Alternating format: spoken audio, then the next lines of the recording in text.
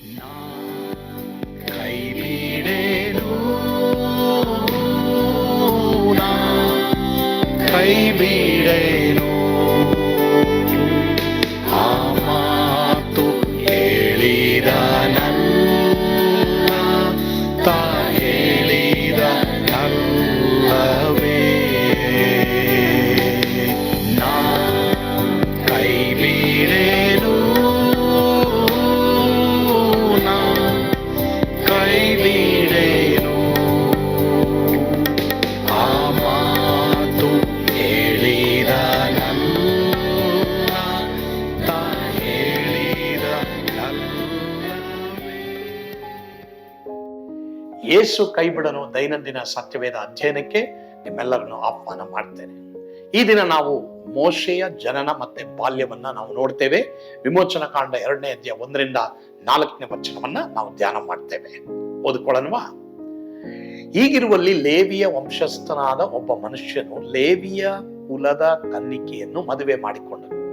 ಆಕೆ ಗರ್ಭಿಣಿಯಾಗಿ ಗಂಡು ಮಗುವನ್ನು ಹೆತ್ತು ಅದು ಚೆಲುವಾದ ಕೂಸೆಂದು ತಿಳಿದು 3 ತಿಂಗಳು ಬಚ್ಚಿಟ್ಟರು. ಆಕೆ ಅದನ್ನು ಇನ್ನೂ ಹೆಚ್ಚು ಕಾಲ ಮರೆ ಮಾಡಲಾರದೆ ಆಪಿನ ಪೆಟ್ಟಿಗೆಯನ್ನು ತೆಗೆದುಕೊಂಡು ಜೇಡಿ ಮಣ್ಣನ್ನು ರಾಳವನ್ನು ಹಚ್ಚಿ ಕೂಸನ್ನು ಅದರಲ್ಲಿ ಮಲಗಿಸಿ ನೈಲ್ ನದಿಯ ಅಂಚಿನಲ್ಲಿರುವ ಜಂಬು ಹುಲ್ಲಿನಲ್ಲಿ ಇಟ್ಟಳು. ಕೂಸಿಗೆ ಏನಾಗುವುದೆಂದು ತಿಳ್ಕೊಳ್ಳುವುದಕ್ಕೆ ಅದರ ಅಕ್ಕನು ಸ್ವಲ್ಪ ದೂರದಲ್ಲಿ ನಿಂತುಕೊಂಡಳು. ಈಗ ಇಲ್ಲಿ ನಾವು ನೋಡ್ತೀವಿ ದೇವರ ಒಂದು ಮೇಲುಗೈಯನ್ನ ನಾವು ನೋಡ್ತೀವಿ. ಪ್ರತಿಯೊಂದು ಜನನ ಮತ್ತೆ ಬಾಲ್ಯದಲ್ಲಿ ದೇವರು ಯಾವ ರೀತಿ ಇದ್ದಾರೆ, ಮತ್ತೆ ದೇವರ ಪ್ಲಾನ್ ಅನ್ನ ದೇವರು ಯಾವ ರೀತಿ ಸಕ್ಸಸ್ ಮಾಡ್ತಾರೆ, ಸೈತಾನ್ ಪ್ಲಾನ್ ಅನ್ನ ದೇವರು ಯಾವ ರೀತಿ ಹಾಳು ಮಾಡ್ತಾರೆ ಅನ್ನೋದು ಇಲ್ಲಿ ನಾವು ಮೋಶೆಯ ಜನನದ ಮೂಲಕವಾಗಿ ನಾವು ತಿಳ್ಕೊಳ್ಬಹುದು. ಈಗ ಪರೋಹ ಹೇಳಿರ್ತಾನಲ್ಲ, ಆರ್ಡರ್ ಮಾಡಿರ್ತಾನೆ ಏನಂತ, ಇಸ್ರಾಯೇಲ್ರ ಗಂಡು ಮಕ್ಕಳನ್ನೆಲ್ಲ ಸಾಯಿಸ್ಬೇಕಂತ. ಸೊ ಹೀಗಾಗಿ ಇಲ್ಲಿ ಮೋಶೆ ಹುಟ್ಟುತ್ತಾನೆ. ಮಾತ್ರವಲ್ಲದೆ ಈಗ ಗಂಡು ಮಗುವನ್ನ ಸಾಯಿಸ್ತಾರೆ. ಆದ್ರಿಂದ ಈ ಮೋಶೆಯ ಒಂದು ತಾಯಿ ಏನ್ ಮಾಡ್ತಾಳೆ, ಆಕೆಯನ್ನ ಬಚ್ಚಿಡ್ತಾಳೆ. ಅಂದ್ರೆ ಹೇಗ್ ಬಚ್ಚಿಡ್ತಾಳೆ, ಆ ಒಂದು ತೊಟ್ಟಲನ್ನ ಆಪಿನ ಪೆಟ್ಟಿಗೆಯನ್ನ ಮಾಡಿ ಅದನ್ನ ಏನ್ ಮಾಡ್ತಾಳೆ, ನೈಲ್ ನದಿ ಅಂಚಿನಲ್ಲಿರುವ ಜಂಬು ಹುಲ್ಲಿನಲ್ಲಿ ಇಟ್ಟು ಆ ಮಗುಗೆ ಮುಂದೆ ಏನಾಗ್ತದೆ ಅಂತ ಅಕ್ಕನನ್ನ ಸ್ವಲ್ಪ ದೂರದಲ್ಲಿ ನಿಂತ್ಕೊಂಡು ನೋಡು ಎಂಬುದಾಗಿ ಆಕೆ ಹೇಳ್ತಾಳೆ. ಸೊ ಇಲ್ಲಿ ನಾವು ನೋಡೋದೇನಂತಂದ್ರೆ ಪ್ರಿಯರೇ, ದೇವರ ಕಾಪಾಡುವಿಕೆ. ಪ್ರಿಯರೇ, ನಮ್ಮ ಜನನವೂ ಸಹ ದೇವರ ಚಿತ್ತ. ಮಾತ್ರವಲ್ಲದೆ ಬಾಲ್ಯದಿಂದಲೂ ಚಿಕ್ಕ ವಯಸ್ಸಿನಿಂದಲೂ ನಮ್ಮನ್ನ ಇಲ್ಲಿವರೆಗೂ ಕಾಪಾಡಿರೋ ದೇವ್ರೆ, ನಮ್ಗೇನು ಆಗದೆ ಇರೋ ಹಾಗೆ ನಮ್ಮನ್ನ ಕಾಪಾಡಿ ನಡೆಸ್ತಾ ಇರೋ ದೇವ್ರೆ. ಒಂದು ವೇಳೆ ನಾವು ನೆನ್ಸಿರ್ಬೋದು, ನಮ್ಗೆ ಒಳ್ಳೆ ಆರೋಗ್ಯ ಇರ್ಬೋದು, ಒಳ್ಳೆ ಊಟ ಮಾಡ್ತಾ ಇದೀವಿ, ಒಳ್ಳೆ ವ್ಯಾಯಾಮ ಮಾಡ್ತಾ ಇದೀವಿ, ಅದಕ್ಕೆ ನಾವು ಚೆನ್ನಾಗಿದ್ದೀವಿ ಅಂತ ನಾವು ನೆನ್ಸಿದ್ರು ಪ್ರಿಯರೇ, ಅದೆಲ್ಲ ಪ್ರಾಮುಖ್ಯವಾದದ್ದು. ದೇವರು ನೋಡ್ರಿ, ಅಲ್ಲಿಯೇ ಮೋಶೆಯನ್ನ ಸಾಯಿಸದೇ ಇರುವಂತದ್ದು, ಸಾಯಿಸೋದಕ್ಕೆ ಬಿಡದೇ ಇರುವಂತದ್ದು, ಮಾತ್ರವಲ್ಲದೆ ಅಲ್ಲಿ ಸೂಲಗಿತ್ತಿಯರ ಒಂದು ದಯೆ ದೊರಕುವಂತೆ ಮಾಡಿದ್ದು, ಮಾತ್ರವಲ್ಲದೆ ಈಗ ತೊಟ್ಟಿಲಿನಲ್ಲಿ ಇಡುವಂಥದ್ದು, ನೀರಿನಲ್ಲಿ ಸಾಗಿಸುವಂಥದ್ದು, ಆ ಮಗುವಿಗೆ ಏನಾಗ್ತದೆ ಅಂತ ತಿಳ್ಕೊಳ್ಳಕ್ಕೆ ಮಿರ್ಯಾಮಳನ್ನ ಇಟ್ಟಿದ್ದು, ಇದೆಲ್ಲ ನಾವು ನೋಡ್ಬೇಕಾದ್ರೆ ದೇವರ ಕೈ. ಹಾಗಾದ್ರೆ ನಿಮ್ಮ ಜೀವಮಾನದಲ್ಲೂ ಸಹ ಇವತ್ತೇನೆಲ್ಲ ಒಳ್ಳೇದು ನಡೀತಾ ಇದೆ ಪ್ರಿಯರೇ, ಅದಕ್ಕೆಲ್ಲ ಕಾರಣ ದೇವರು. ನಿಮ್ಮ ಜೀವಮಾನದಲ್ಲಿ ಏನೆಲ್ಲ ನಡೀತಾ ಇದೆ ಅದಕ್ಕೆ ಕಾರಣ ದೇವರು. ಒಂದ್ ವೇಳೆ ತಪ್ಪು ಮಾಡಿ ನೆಗೆಟಿವ್ ಅನುಭವಿಸಿದ್ರೆ ಅದು ನಮ್ಮದು. ಬಟ್ ಆದ್ರೆ ಒಳ್ಳೇದೆಲ್ಲ ನಡಿಬೇಕಾದ್ರೆ ಎಲ್ಲಾ ಒಳ್ಳೆ ದಾನಗಳು ಮೇಲಿನಿಂದ ಬೆಳಕಿಗೆ ಮೂಲ ಕಾರಣನಾದ್ದರಿಂದ ಬರ್ತದೆ ಎಂಬುದಾಗಿ ದೇವರ ವಾಕ್ಯ ಹೇಳ್ತಾರೆ ಪ್ರಿಯರೇ. ಆದ್ರಿಂದ ದೇವರ ಕೈ ನಿಮ್ಮೇಲಿದೆ, ಅದನ್ನು ತಿಳಿದುಕೊಂಡು ದೇವರಿಗೆ ಭಯಪಟ್ಟು ನಾವು ಜೀವಿಸುವವರಾಗಿರೋಣ. ಕರ್ತನು ನಮ್ಮೆಲ್ಲರನ್ನು ಆಶೀರ್ವದಿಸಲಿ. ಆಮೇಲೆ ಪ್ರಾರ್ಥಿಸೋಣವಾ? ಪರಮ ಪ್ರೀತಿಯುಳ್ಳ ತಂದೆ ಆದರೂ ನಿಮಗೆ ಸ್ತೋತ್ರ. ಹೌದಪ್ಪ ದೇವರೇ, ನಾವು ಯಾವುದರಲ್ಲೂ ಅಹಂಕಾರ ಪಡದೆ ನಮ್ಮೊಬ್ಬೊಬ್ಬರ ಜೀವಿತಕ್ಕೆ ನೀನೇ ಕಾರಣ ಎಂಬುದಾಗಿ ದೇವರೇ ನಾವು ನಿನಗೆ ಭಯಪಟ್ಟು ಜೀವಿಸುವ ಹಾಗೆ ಎಲ್ಲರಿಗೂ ಕೃಪೆ ಕೊಡಪ್ಪ. ದೇವರೇ, ನಮ್ಮನ್ನ ನೀನು ದೇವರೇ ಲೋಕಕ್ಕೆ ತಂದಿರೋದು, ನಮಗೆ ದೇವರೇ ಮನೆಯನ್ನ ಏರ್ಪಡಿಸಿರೋದು, ತಂದೆ ತಾಯಿಗಳನ್ನ ಏರ್ಪಡಿಸಿರೋದು, ನಮಗೆ ಎಜುಕೇಶನ್, ಕೆಲಸ ಇರ್ಬೋದು, ಸೇವೆ ಇರ್ಬೋದು, ಎಲ್ಲ ಕೊಟ್ಟಿರೋದು ನೀವೇ ದೇವರೇ. ಅದನ್ನ ನೆನೆಸ್ಕೊಂಡು ನಿನಗಾಗಿ ದೇವರೇ ನಾವು ಜೀವಿಸುವ ಹಾಗೆ ಕೃಪೆ ಕೊಡು. ಈ ಸಂದೇಶವನ್ನ ಕೇಳಿಸ್ಕೊಳ್ತಾ ಇರುವಂತ ಎಲ್ಲರೂ ನಿನಗಾಗಿ ಜೀವಿಸುವ ಕೃಪೆ ಕೊಡು. ಆ ರೀತಿ ನೀವು ಮಾಡಿದಕ್ಕಾಗಿ ಸ್ತೋತ್ರ, ಸ್ತುತಿ, ಘನ, ಮಾನ, ಮಹಿಮೆ ನೀವೊಬ್ಬರೇ ಹೊಂದಿಕೊಡ್ರಿ ಸ್ವಾಮಿ. ಯೇಸುವಿನ ಹೆಸರಿನಲ್ಲಿ ಒಬ್ಬೊಬ್ಬರನ್ನ ಆಶೀರ್ವಾದ ಮಾಡಪ್ಪ. ಯೇಸುವಿನ ಹೆಸರಿನಲ್ಲಿ ಪ್ರಾರ್ಥಿಸ್ತೇವೆ ಸ್ವಾಮಿ. ಆಮೆನ್. God bless you. ದೇವರು ನಿಮ್ಮನ್ನ ಆಶೀರ್ವಾದ ಮಾಡಲಿ.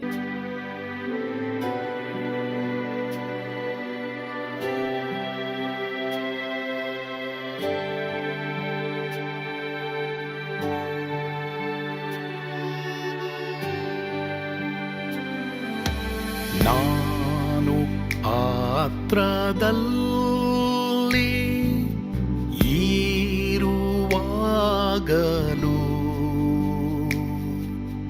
ನೀನು ಭಯಪಟ್ಟು ಓಡಬಾರದು.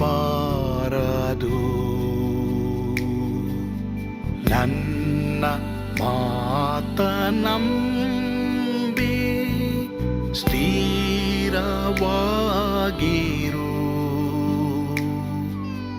ನಿನ್ನ ಬಿಡಲಾರೆ, ಬಿಡೆನು ಎಂದೆಂದಿಗೂ.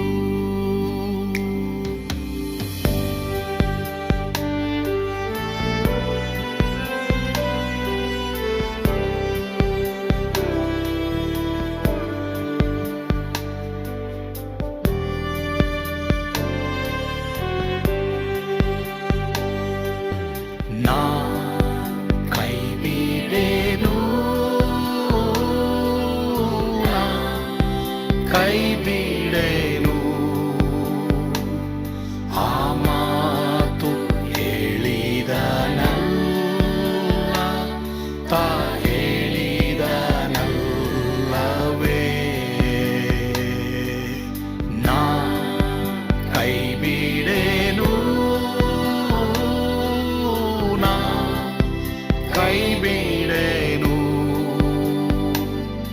ಆ ಮಾತು ಹೇಳಿದನಲ್ಲ, ತಾ ಹೇಳಿದನಲ್ಲವೇ.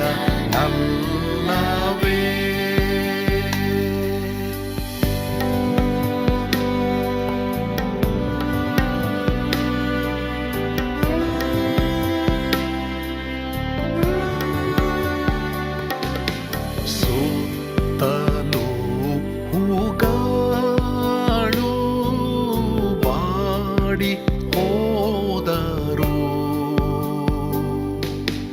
ಮೇಲೆ ಸ್ವರ್ಗದೋಳು ಬಾದಲಾಗದು.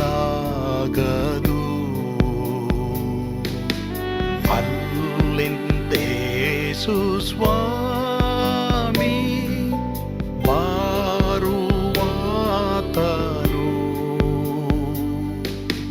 ನನ್ನ ಬಿಡಲಾರ, ನನ್ನನ್ನು ಕೈಬಿಡನು. ನಾ ಕೈಬಿಡೆನು, ನಾ ಕೈಬಿಡೆನು. ಆ ಮಾತು ಹೇಳಿದನಲ್ಲ, ತಾ ಹೇಳಿದನಲ್ಲವೇ.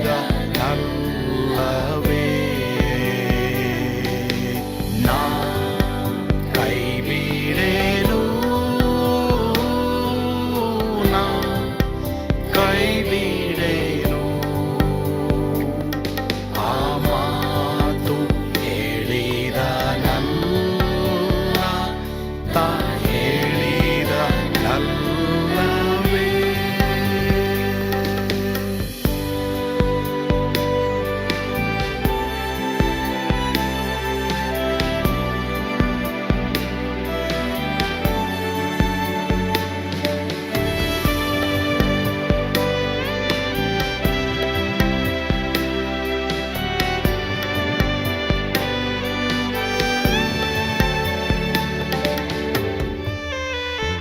ಮುಂದೆ ಬಾಹು ಕಷ್ಟ ಬಾರುತ್ತಿದ್ದರು, ಭಯ ಪಾಡಲಾರೆ,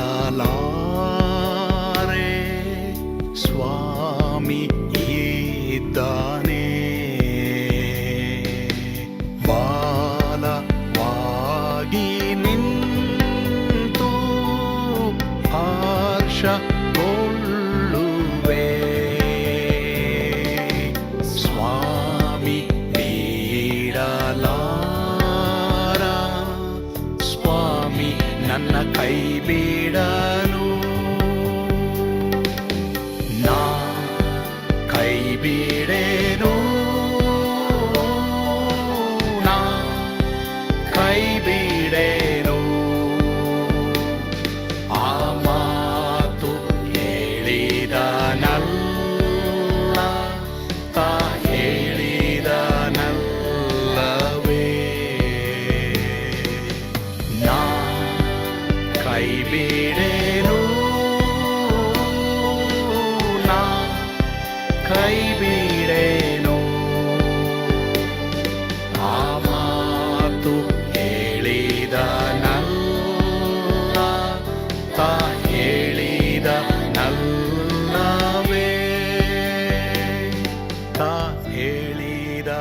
ನನ್ನಲ್ಲ